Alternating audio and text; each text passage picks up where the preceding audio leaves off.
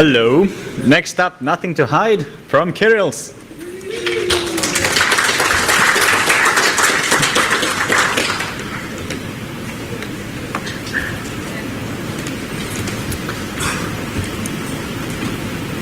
Some citizens complain about being under surveillance, but they are told that if they have nothing to hide, they have nothing to fear.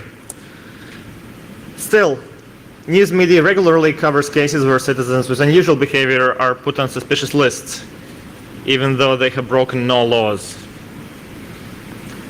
This is actually a quote from a book, not a news article yet. A small book, Edgar Graham's edition number 300, written by Jesper Lund. But I invite you to take a look at this short collection of short articles and see what the future holds, privacy-wise. Now, the main confusion with the nothing to hide argument is this right here. If anyone of you still remembers this notation right here, if not, what it means that for everyone who is a criminal, that everyone has something to hide. Then the middle line here says, from that follows that for everyone who has something to hide, that everyone is a criminal. And that, of course, is wrong.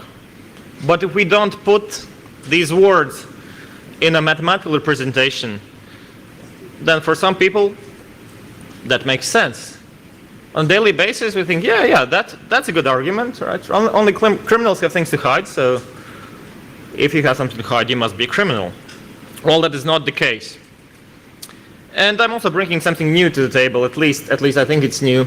I believe, I hope I'm right, but I believe I created a concept that I call Schrodinger's video camera. So what's Schrodinger's video camera? Imagine you have a nice apartment like this one here in Paris, and you live there. One day you notice that outside the apartment on the wall, someone has installed a PTZ camera dome. It's not transparent, it's an opaque dome, so it's a black one. You don't see where the camera is pointing. You're not even sure if there is a camera, but the feeling you get, is it a good feeling? Like, does it matter to you if you're being surveilled or not? Or is privacy maybe just a little bit about the feeling of staying private? Maybe there's a camera in there. Maybe it's being rotated to you. Maybe they're zooming in on you. Maybe there's nothing in there. Maybe just a security dome, like a fake camera, a prop. You don't know. But still, I think for most of us, the feeling is not a positive one. So it's not about actually being surveilled, it's about feeling private. And what is privacy? Privacy has multiple facets, I'd say. First of all, it's an autonomous right to choose who processes my information. Like maybe I like to, well, let's go IT, let's talk about IT, right? Maybe I like to work with Google, but I hate working with DuckDuckGo. I don't want DuckDuckGo to have my search queries, so I just go to Google. It's my right to choose. How is my info processed, right? If I give someone my information, my home address, to send me a postcard, that doesn't mean I consent to that home address being published on the internet. That's the how of data privacy. And what information is processed, right? If someone has my home address, it doesn't mean I'm okay with them having my phone number, or vice versa. And a different facet of that is right to decide who I interact with, right? The classical right to privacy before we've had so much information around.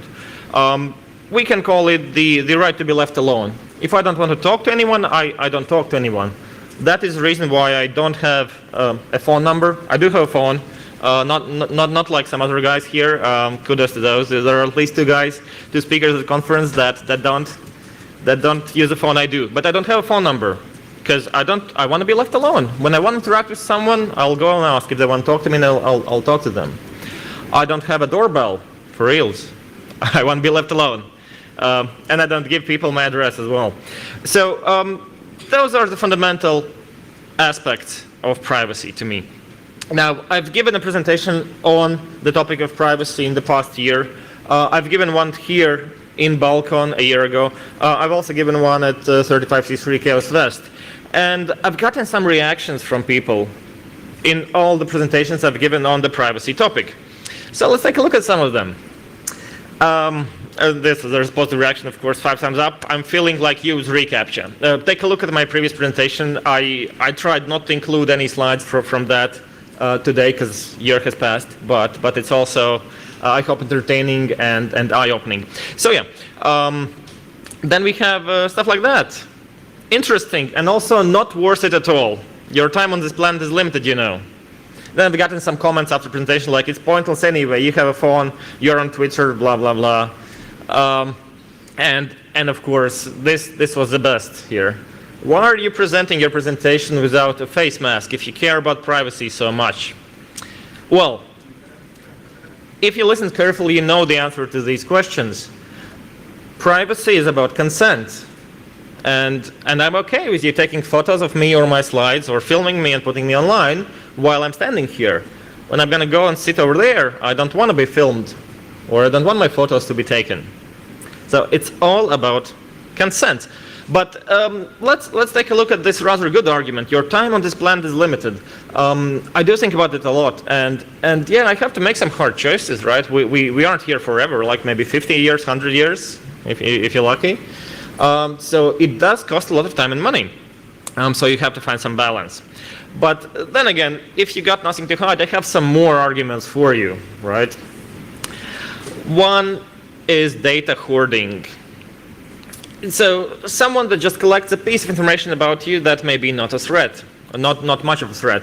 But if someone, say government is in that position usually, collects a lot of information about you, then they hoard the data about you and it can lead to various consequences. Like, for example, they can impersonate you, which is not what the government usually does, right? But blackmail, we don't know. No one is admitting ops like that, but oh, they did. I think U.S. government admitted blackmailing, who was that? Martin Luther King, yeah. So yeah, that stuff happens. So data hoarding leads to problems like, and not only government, large corporations can hoard data on you and they can impersonate you, or hackers can hack the data stash and then impersonate you. Now, back to government. Most of us are happy enough, lucky enough to live in countries with relatively good governments that don't go killing people or putting them in jail for no good reason. Most of the people, some do end up in jail for no good reason, unfortunately. But today's government that we have today might not be there for long. Government doesn't usually live for 100 or even 50 years. It lives for like 4 or 5 years, and you don't know what you will get. And it might be replaced by a totalitarian or simply inhumane regime. And now that it has all the data on you, what will it do with the data? Now that it knows stuff that is okay, luckily, to know today, like someone's sexual orientation or political affiliation, might end you up on a watch list or a kill list. And then herd immunity, finally. This is the most important for me. This is actually the real reason why I'm not wearing a face mask giving this presentation. I don't really care about my privacy so much. I care about people who really need privacy. People who are not in the position to do as I do, who cannot fight their governments on, or who cannot come to a hotel in Serbia and tell them, I'm not allowing you to copy my ID. Here you can see it, but you're not copying it, right? Because I know I have friends here at the conference who would really like me to speak, or if they kick me out of the hotel, they would provide something else for me. So many people are not in position like that. So I want to support the people who really need that, because many people not hiding anything will make the few that do have something to hide stand out more and automatically draw suspicion just because they are hiding something. And that is important. Now for the next part I want to talk about privacy nightmares. So some of the things that I observe around me or online that's not so good for privacy. Well, my presentation a year ago had this slide. The presentation started with my words, "Privacy is dead." And a year ago, I presented how in May last year, People's Daily China tweeted that, hey, we found a new use for surveillance cameras. Let's point them at our children that are learning in schools. And then we can, have this nice menu for the teacher. Then you see how many pupils are concentrating, how many pupils are not paying attention, how many are afraid, right? Please don't call me out, I haven't done my homework, and I see that immediately. So that's a cool tech they had last year. Now, in January 2019, there's a new thing from China. So Chinese schools scanning children's brains to see if they're concentrating. Apparently the last system didn't have enough data quality. Maybe it had a lot of false positives or false negatives. So this should go well. But it's not only China specifically, right? We have this thing here where students, small children are getting into the school through a face scanner. And so basically the marketing ploy on this one is it makes schools more secure because you can find missing children, I'm sure you can reuse or abuse the information in a myriad of ways.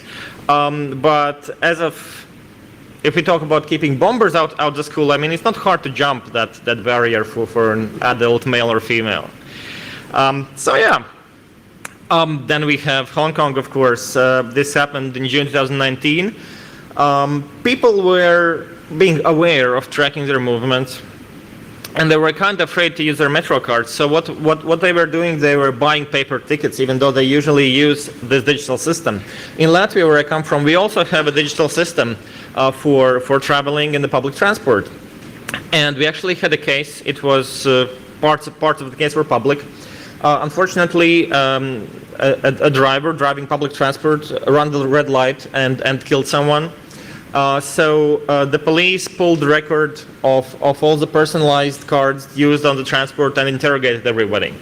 I mean, I'm all for resolving crimes in a reasonable manner, but I believe in a society where everybody who has something to contribute to an investigation of that kind would go to the police themselves and say, yeah, I saw something. And if they didn't see something, they would not go to the police. So I kind of look down upon police using this data like that. But I mean, it can be used in other ways for sure if they have the access to the data. Here, for protests in Hong Kong, people were afraid that they will end up on some watch list because of going to the protests. So they were smart enough to use paper tickets. Luckily, we still have the option to buy paper tickets. If you look at my last year's presentation, in Latvia, for, say, a high school student or university student, the difference between using subsidized ticket or buying a paper ticket is a 666% increase, no joke, in the price.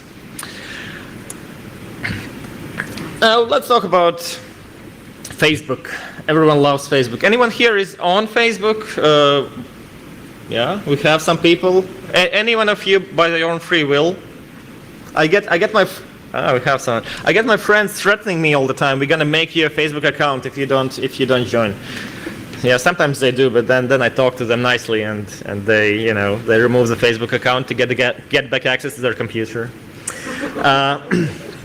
So this is a quote.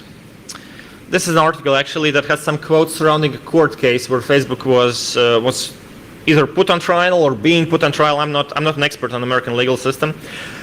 So what Facebook representative said is there is no privacy interest in using Facebook because by sharing with 100 friends on a social media platform, which is an affirmative social act to publish, to disclose, to share ostensibly private information with 100 people, you have just, under centuries of common law, under the judgment of Congress, under the SCA, negated any reasonable expectation of privacy. So, once again, this here is about data reuse. Their argument is you published it to your friends, so it's public domain. Like we can copy it, we can do whatever we want with it.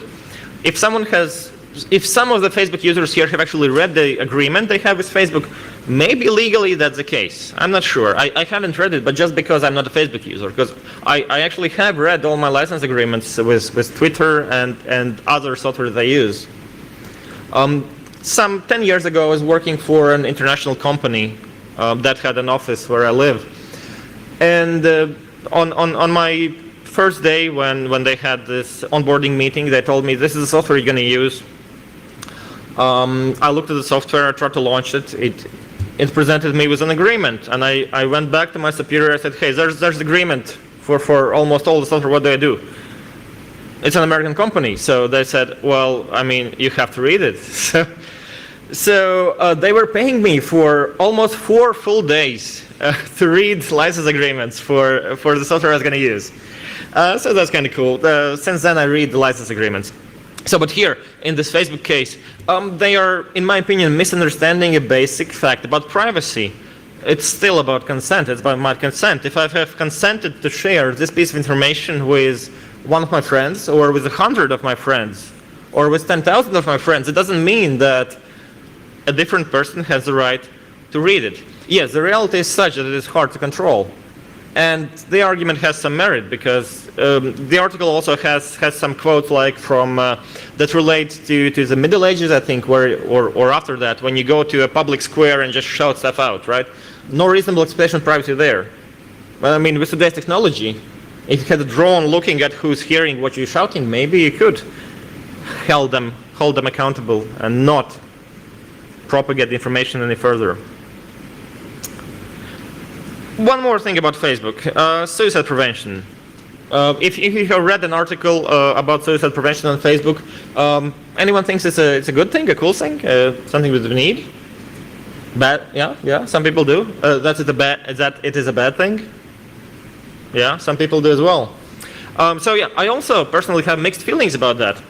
I mean, suicide prevention is an important task that needs to be carried out at some point, but the way Facebook carries it out is quite creepy, maybe even unnecessarily creepy, in my opinion. So this is from their official description of the tool, of the algorithm. They also have this nice picture in there about how it works. So we have some signals, right? For example, what you type, when you type it, what day you type it on. They also analyze the comments that people add. Then they have some magical algorithms, AI, basically machine learning, that decides if the post should be reviewed by a human or not. And then it's reviewed by a human. And then the human can take action. And there are a couple actions they can take. They can send tips or resources, or they can escalate to local authorities. Now, I would prefer to see an algorithm like that, even though algorithms are creepy, even more creepier than humans, in my opinion, because it's not a human, you don't know what it thinks. So I would prefer human not to be involved in this, because one of the two actions, send tips and resources, is this. So basically, this stuff appears on your Facebook screen. That's it. That's the action. So false positive wouldn't be too damaging to the user. And I mean, Facebook is investing a lot to draw people to continuously use it. So I mean, users wouldn't stop using it just because they get some false positives like that, I think. So involving a human is maybe not that necessary at that point. Now, continuing on the topic of Facebook, there's this new cool thing called Facebook dating. It appeared in the US. It was rolled out just now, and it's coming to EU at the beginning of next year. Yeah, can't wait. So actually, from the article, because I haven't taken a look at it yet, from the article, it seems that Facebook is rolling out some additional privacy features alongside Facebook dating, which is something that people in US don't get. People in EU get the GDPR thing, and Facebook is really tough on things, right? Which is making life harder for stalkers and other bad people. In the US, they don't have such a tight obligation to do that, but with Facebook dating, they're bringing some of the EU features to the US, which is good. But one thing that Facebook dating is bringing to the US, and most likely the EU as well, is location confirmation. So in order to be able to ever use the feature, you have to have a GPS-enabled device, and it has to have been on. at some point. If you want to change your location for some reason, well, likely you have moved or you have traveled, the GPS has to have been on at the new location again. So we are actually going to be providing, the security conscious of us are going to be providing more data to Facebook if we decide to use the feature. Then for CCTV, I had this slide in my presentation last year. This is from UK. All of those three are real posters from the streets of the UK, government watching you. But what do I have to add? Well, now they're doing this stuff, facial recognition. A man was fined £90 for refusing to show his face to police trialing new facial recognition software. I read the article carefully, I read alternate sources. That's it, that was the crime. Not showing face to the software. And he was forced to show the face to the software and fined. He wasn't fined anything else. He wasn't under warrant or nothing. He just was walking by, pulled his jumper above his chin, and that's it. And they, hey, you're suspicious, you scan your face right now. So that's where we're living in. Then we have this thing, the end of end-to-end encryption. It's coming, unfortunately. GCHQ suggested that we need to end this thing. They even called it warrant-proof encryption, which again, it is in a way warrant-proof, but is it bad or not? That is a debatable thing. GCHQ isn't the only one trying to do that. Basically, Five Eyes is onto end encryption, and they wanna end it. And the first large country with enough impact that's actually doing that already is, of course, Australia. They've had the law, which is not like 100% hard law saying no, but it's 99% like no end-to-end encryption, like, or you have to give access somehow. It's been in power for half a year, maybe a year. So yeah, we're going to struggle with end-to-end encryption now because Australia has that. Five Eyes want that. In a year, I bet one of the large messaging applications are gonna implement something about that. So, speaking of WhatsApp, this thing happened. So, an article appeared saying that in the WhatsApp help, saying that rooted phones are not supported by WhatsApp anymore. So you can't use rooted phone. Wonder why? Well, they say because that way we can't provide the security that we're supposed to provide you, or in their words, WhatsApp security model cannot function as intended. Wonder what their model is. We also have the same, of course, for iOS. Same stuff, no jailbroken phones, sorry, not gonna work. So if you can't use rooted Android phones and if you can't use jailbroken iOS devices, what do? Because web doesn't work without a mobile device for WhatsApp. Well, obviously, you use a third-party app for WhatsApp. Oh wait, but you can't really use that. And they've been doing that for 5 years, but they're doing that like every 2 years. And beginning of this year, they started this new cycle again, warning everyone, do not use unofficial apps, you're gonna be blocked, right? And it's been there in their information materials for quite some time, right? Your account can get temporarily banned, that means you used an unofficial app, please don't do that. So use an official app. So we're screwed. We can't block WhatsApp from doing bad stuff through rooting our phone. We can't install third-party apps. We're not allowed to. Luckily, we have other services, but we'll see what happens with them. Because personally, I'm not so sure that government would hesitate to block a whole service if they run out of options, or maybe block VPNs, for example, like some countries have been doing. Russia, China, and one of the Saudi countries, VPNs are banned. Latvia, where I'm from, has started the debate on blocking VPNs, even though 4 years ago I was part of governmental discussions saying this is a slippery slope, you're gonna end banning VPNs if you do the censorship stuff. They did the censorship stuff, and now they're gonna wanna ban VPNs. Now, it's a bit depressing, right? I see lots of frowny faces. Let's talk about the good stuff. GDPR. GDPR is good, especially for those living in the EU. I think actually you can kind of pretend to be in the EU to use GDPR in some circumstances. I haven't seen any research done on that, but if someone wants to do a presentation next Balcon, maybe you can do some research, like can you use GDPR for good if you're not a EU citizen? Anyway, so some of you, quite many of you, not half, but quite many of you are EU citizens. I'm going to tell you what you can get. And those of you who can become EU citizens either by joining the Great Union or by simply becoming citizen of an EU state, this is what we get. This is how we can protect our data, and I've used many of those quite extensively. The thing is, we've had GDPR-like legislation in Latvia for the past 18 years before GDPR came along. So nothing really changed except fines. We had maximum fine of 500 euros. Now it's 1 million or whatever. So that changed. So you get the right to know who is processing what and why. And there's a list of things that you can get from the data processor.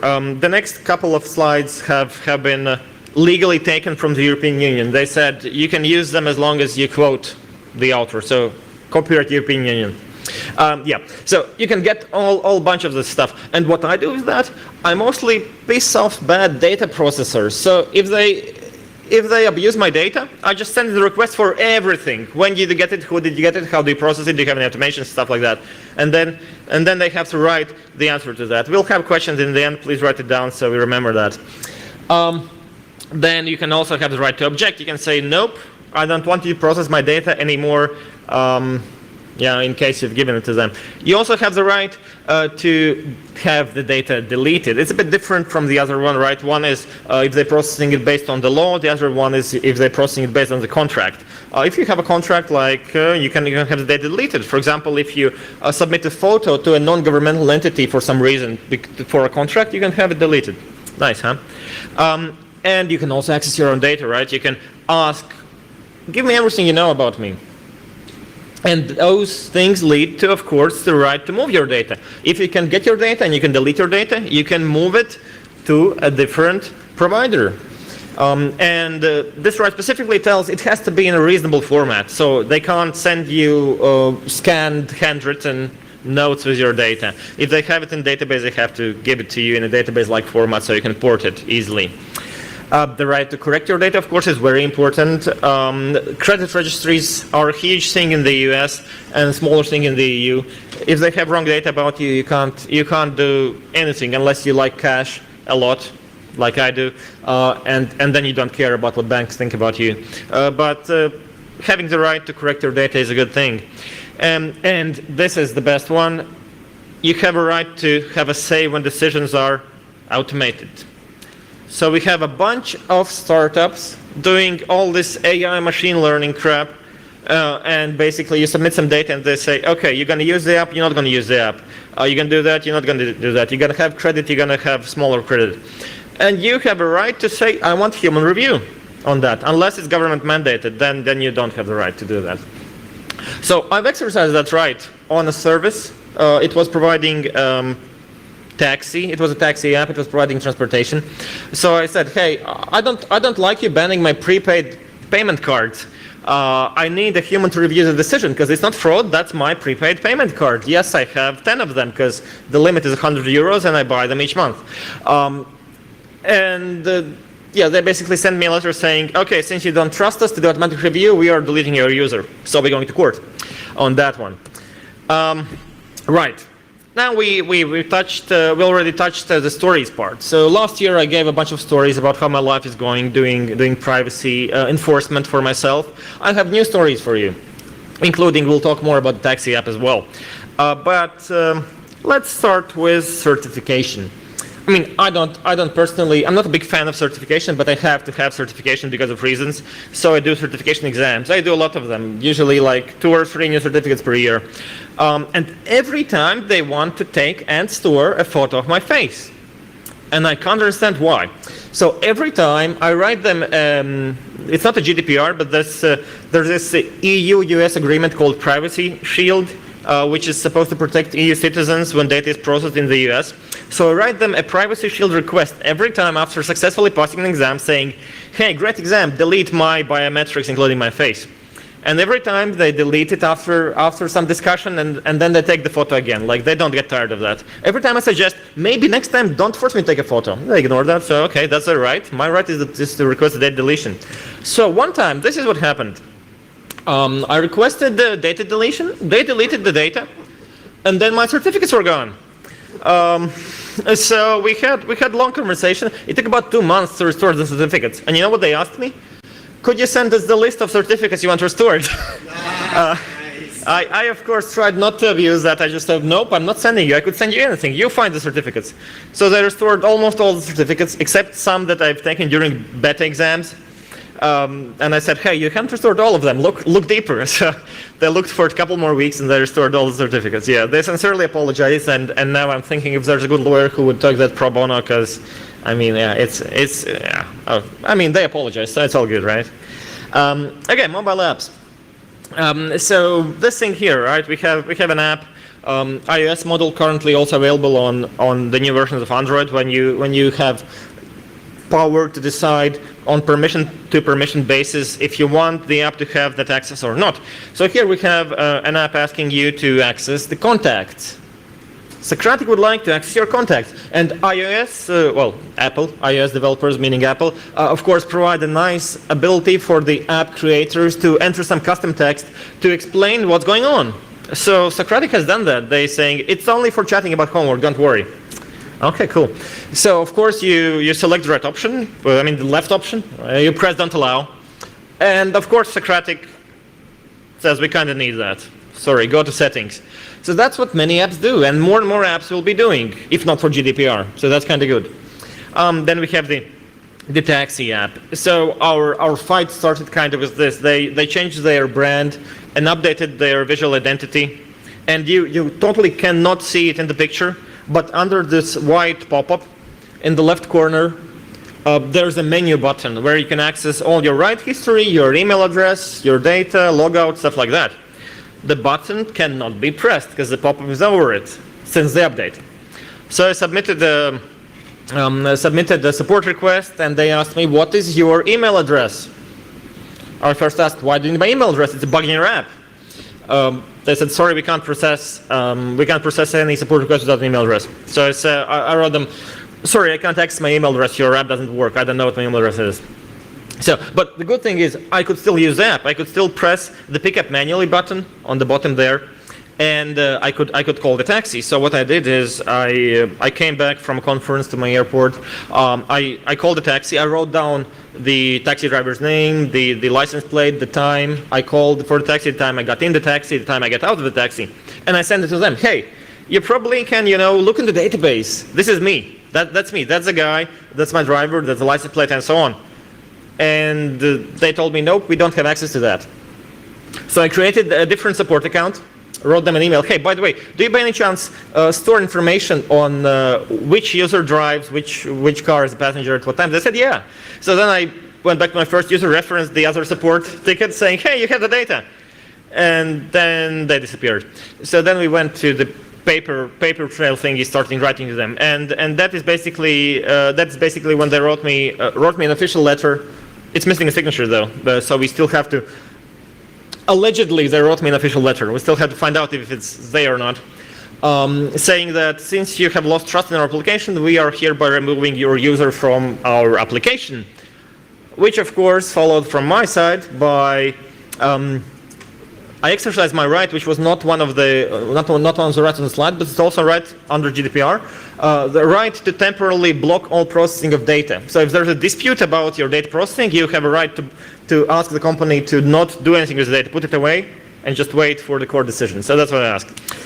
So yeah, no, I don't have a taxi service. Too bad. But we have another taxi service in Latvia. It's called Yandex Taxi. It didn't work from the beginning. When I installed it just to try it out, I was flying, I think, to Ukraine, and I use foreign SIM cards outside the EU. So I rode a taxi to the airport in Latvia.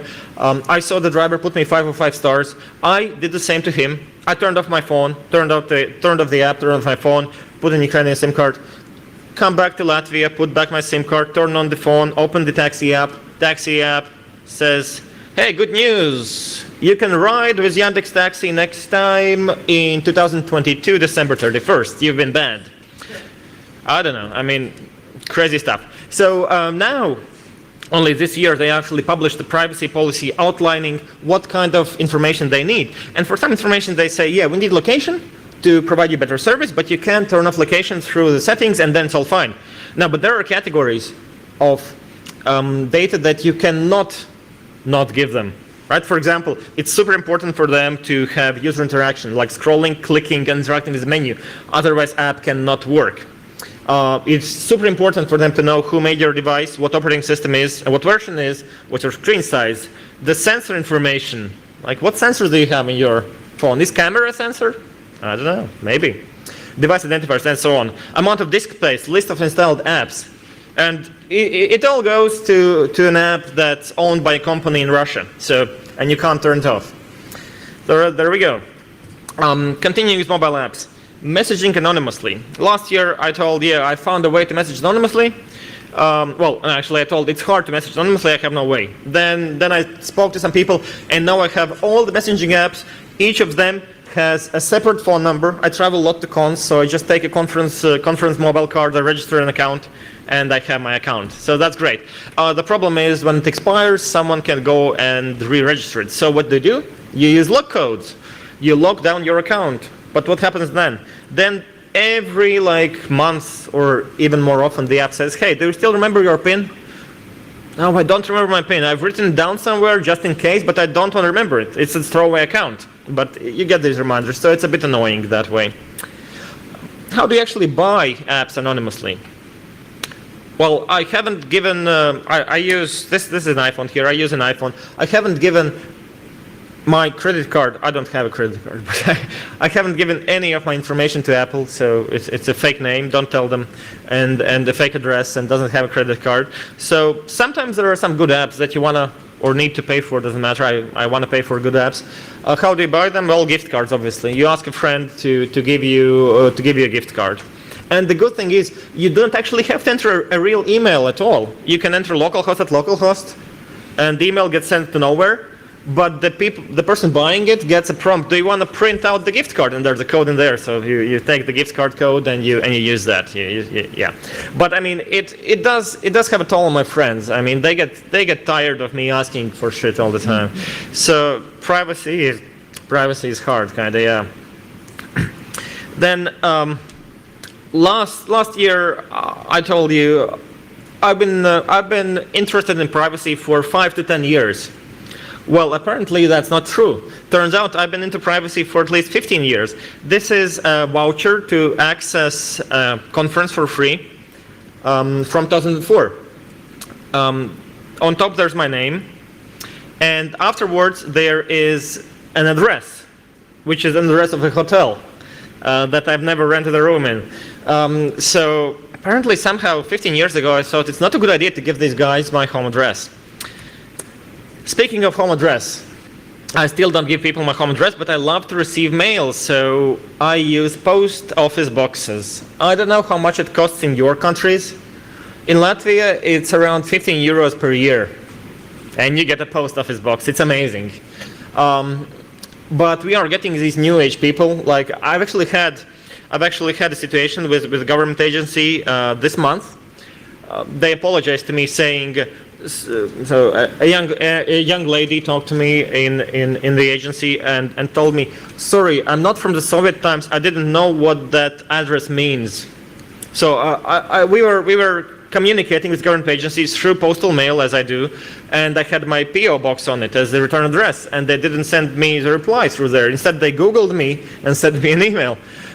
So yeah, apparently that's old people stuff, using PO boxes. But I mean, it's nice, secure, and you can send me stuff. So yeah. Airport scanners, the new ones. Those are good, right? It's fast, secure, and safe, and no radiation at all, or not. So yeah, you can actually opt out of those, and I suggest you do. And I think it's almost like everywhere except UK. I mean, Australia also you don't get to do that. Oh, too bad. Yeah. So yeah, it's under the Queen, right? So obviously, maybe they did it at the same time, right? Because UK had an opt-out, then they decided nope, no opt-outs. I mean, you have they positioned it like that. You have an opt-out. You can go through the scanner, or you can opt out and not fly. That's your choice. Then European court went and told, nope, UK, you're doing it wrong. You have it written right here that is not the way you do it. So now you can opt out. But, well, not for long. If Brexit happens, then they have already announced plans to put it back as, well, mandatory opt-out thingy where you have to do it. Yeah, don't do it. One thing I dislike about those alongside radiation is, of course, the automated decision, which is interesting under GDPR. I mean, you could ask under GDPR to say, I don't want AI taking decision on whether I'm suspicious or not. I want a human to take the decision, because that's, once again, I find algorithms creepy. I prefer humans when possible. And finally, boarding passes in shops in the airport. It's gotten worse since GDPR. I don't know why. Before GDPR, I had problems like maybe 20–30% of the times when buying stuff in an airport. Like they ask you for the boarding pass. I say them no thanks. Then they thought I didn't hear what they said, so they repeat it again. I said no thanks, I don't want to give you my boarding pass. Blah blah blah, longer one. So and then they go away. Well, they back off about the boarding pass. Now since GDPR, 100% of time I have to call a supervisor. I don't know what's going on. They're like, no, we have to scan because the system is made in a way that it won't let you buy anything. So my question, of course, is, how are you going to use my name, and how are you going to use my frequent flyer number? What are you going to be doing with that? So they can never answer that question. When you call a supervisor, they say the system only stores your flight number. So I say my flight number is BT641. Then I say, oh, okay. Supervisor knows. The employees don't know how to hack their own system there. So it's a bit sad. So my idea, coming here to this conference and almost not being able to buy a thing again, is let's make a barcode app for shopping. How about that? I'm on board. I'm gonna work. I'm gonna help. I need some more people. Come talk to me. Let's make an app. Of course, we wouldn't be using it to get into business lounges or to get into an airplane or security zone, but for shopping, right? So let's make an app where you can just select what you need, press the button, show them the damn barcode, and they're happy, you're happy, everything moves along, right? And yeah, people aren't mad at you. So the question, the subtitle of the presentation, of my talk is, should we fix privacy or not? So is it worth it? Should we work on it? Well, let's take a look at what have been done so far and how successful it was.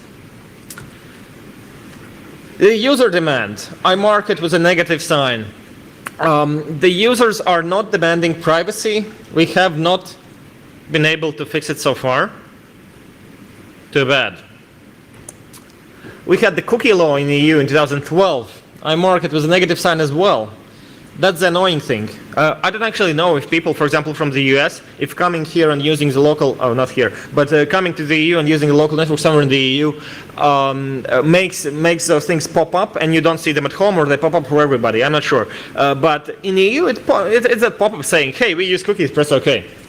So that's the fix. And it hasn't fixed anything. Well, but now, since 2018, we have GDPR.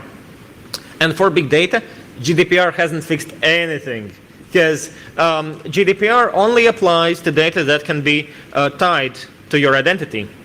It doesn't have to have your real name in it per se, but it has to have enough real actual data to be able to identify that that is you. Big data doesn't qualify. If they can identify that that is a male between ages of 20 and 30 living there liking that, that could be like any of the 10 males fitting that description. So that's not personal data under GDPR. So fail in there. But GDPR in general for everything else, including some online things and many offline things, I mark it with a plus. It has done a lot of good things. So it has given me some hope. Maybe fixing privacy, if it's a legal way to do it, or it's a technical way to do it, or it's a hacker way to do it, maybe it's not a lost cause. And maybe we should just try for 6 more years to see what happens in 2025. Thank you.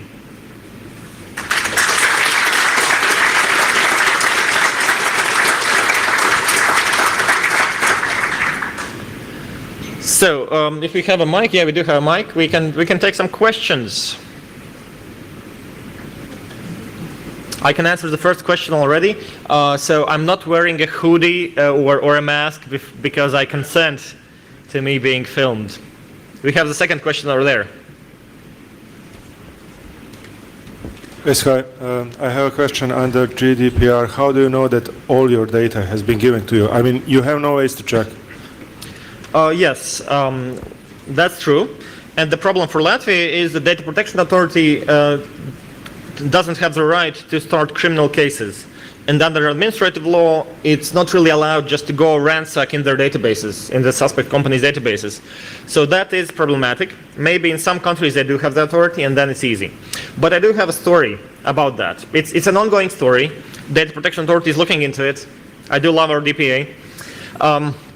Actually, when they were looking for the head of the DPA, I had 3 separate friends mailing me saying, hey, apply to that, that's your thing. So, but the story. So I recently noticed that in the internet bank of my bank, there's a section saying your data. I pressed your data, and there's just one button saying request your data. So I pressed the button, it said, in a week, you'll get your data. So a week later, I go to the internet bank, there's a PDF to download. I download the PDF, there's some data. Well, but I look at it and it's like some data. I mean, I know there is the data in the internet bank itself. They do not have to give it in the PDF because I can access it. And then there's some other data that's not in the internet bank, and that's in the PDF. But I realize, I know from my experience as a pen tester, including working with financial institutions, that they have to store failed attempts for credit cards. And I did use credit cards like 10 years ago, and that wasn't included. I know from the law on counterterrorism financing or counter-financing the terrorism that they have to store a photo of my face and a photo of my ID, and it's not including either. So that's an easy case. I go to the DPA and I go to the Financial Commission. I say to them, so either they broke GDPR by not giving the data, or they're breaking the terrorism law by not storing my data. So now they have to make a choice. Sometimes that happens.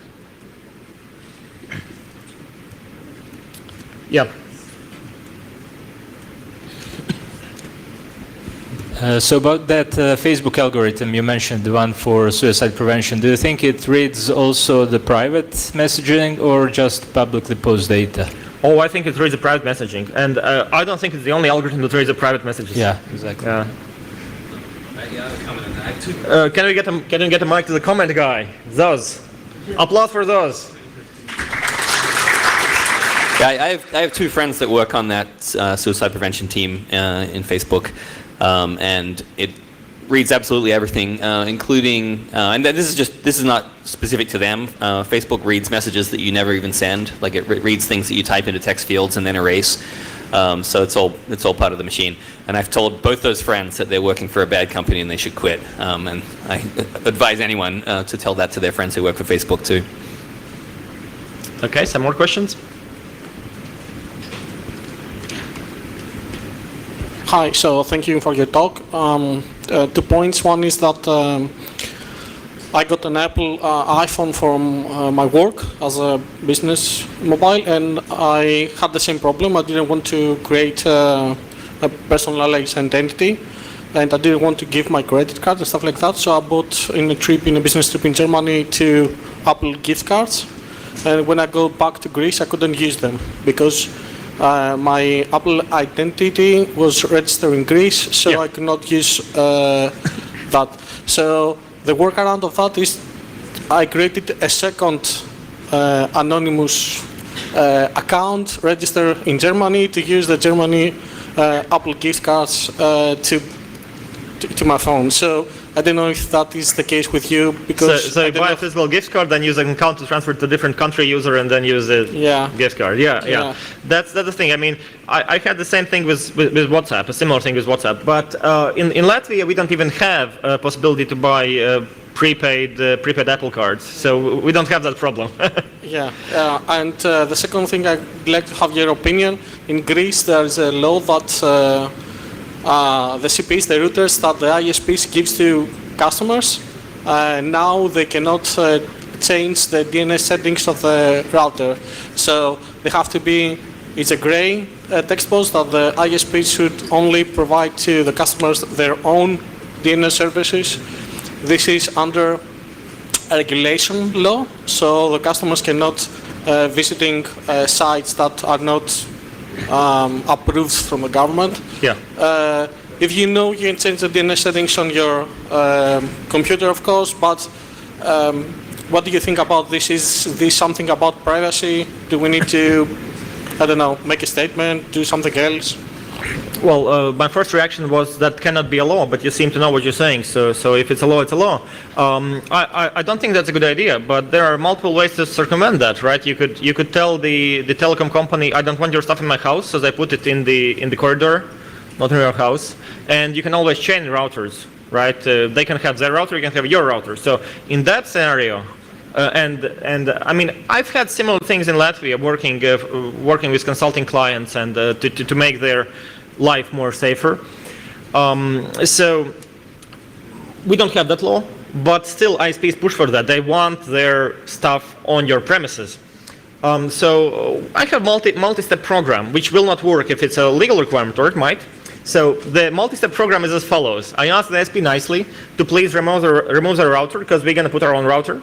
If they don't cooperate, we just put our own router after their router. And then if the router has Wi-Fi antennas, which is a problem, then we once again ask them nicely to remove the router, or we're going to break off the damn antennas and short them.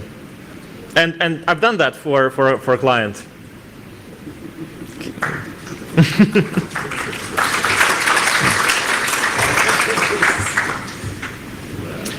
Yeah, more questions.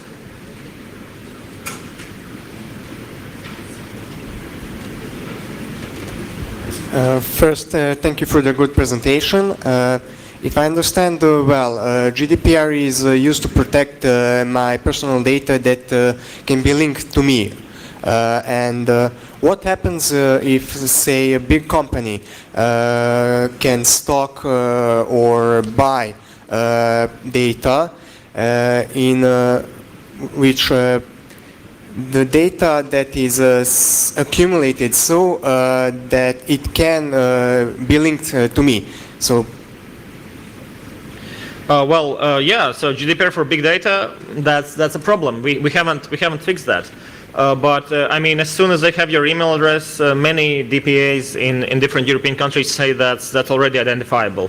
It helps to have your full name, your email address, then you know, then it works.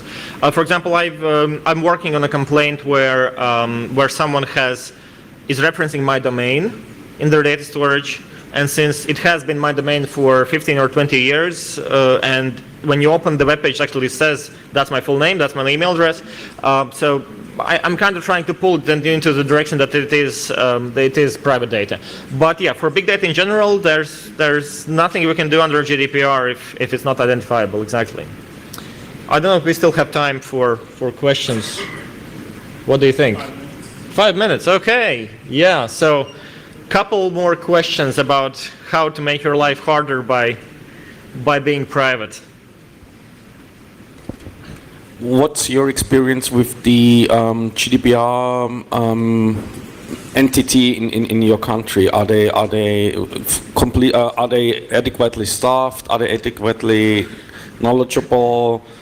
Because in my home country, this is a big mess, and so GDPR is basically a laugh because they can't do anything. Oh yeah, so GDPR, entities responsible for GDPR in European countries are called data protection authorities, or DPAs, and our DPA is not adequately staffed, but at least they finally have a good leader, a good head of the DPA, but they do have problems with staffing, and I haven't worked with them for I think 2 years now, but I just recently, about a month ago, which is the window they had to reply in to you. I haven't sent anything to them. Now I have sent a bunch. So what they have been doing 2 years ago, I think they still can do that. When a month passes, they send you a letter saying we apologize. we cannot answer right now. We extend the deadline. There is a provision says I can do that, but it cannot be because of understaffing. It's because they have to collect more data. So technically, at least by Latvian law, I could go to court and challenge that extension. And I've asked the previous head of the DPA, do you want me to do that? Because I can do that. The court can rule in my favor, and then you can go to the government and ask for money. But they said no. So I haven't asked the current head of the DPA if that's what they want. Because if they want, I'll do that, and maybe we get some money for that. But it's not a priority financially. Yeah, that's true.